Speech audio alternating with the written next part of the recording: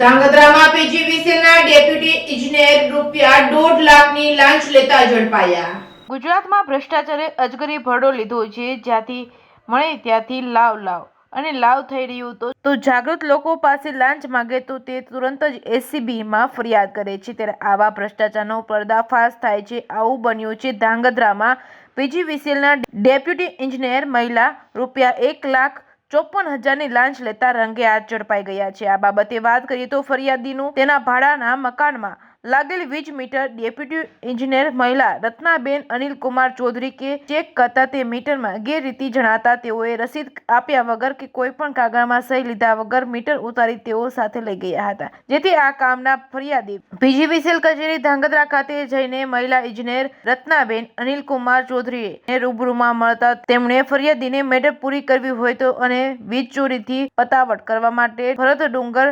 સાગઠિયા રહેવાસી જસાપર તાલુકો ધાંગધ્રાને મળવા જણાવેલ, જેથી ફરિયાદી ભરતભાઈને મળતા ભરતભાઈએ ડેપ્યુટી ઇજનેર મહિલા રત્નાબેન સાથે ફરિયાદીની હાજરીમાં ટેલિફોન પર વાત કરતા આ મહિલા ઇજનેર રત્નાબેને સાવચેતીપૂર્વક નાણાકીય વ્યવહાર પૂરો કરવાનું જણાવ્યું હતું। લાંચની રકમ નક્કી કરેલ અને ભરતભાઈ ડુંગર સાગઠિયા આરોપીએ મીટર કોઈપણ કાયદેસરની કાર્યવાહી કર્યા વગર પાછું લગાવી દેવાનું જણાવ્યું હતું અને રૂપિયા 2 લાખની માંગણી કરી હતી। રકઝકના અંતે રૂપિયા 1.5 લાખ રૂપિયા ઇજનેર રત્નાબેનના તથા રૂપિયા 4,000 પોતે મળે તે રીતે રૂપિયા 1,54,000 આપીને જવા જણાવેલ, જે રકમ ફરિયાદી આપવા માંગતા ન હોય જેથી એસીબી ટોલ ફ્રી 10,064નો સંપર્ક કરી ફરિયાદ કરી હતી। ફરિયાદ નોંધાયા બાદ VS Vaghela, police inspector Kutch તેમજ એસીબી પોલીસ સ્ટેશન ગાંધીધામની ટીમે નગરપાલિકા ધાંગધ્રા પટાંગણમાં લાંચના છટકાનું આયોજન કર્યું હતું, ત્યારે આરોપી ડેપ્યુટી ઇજનેર મહિલા રત્નાબેનના કહેવાથી આરોપી ભરત ડુંગર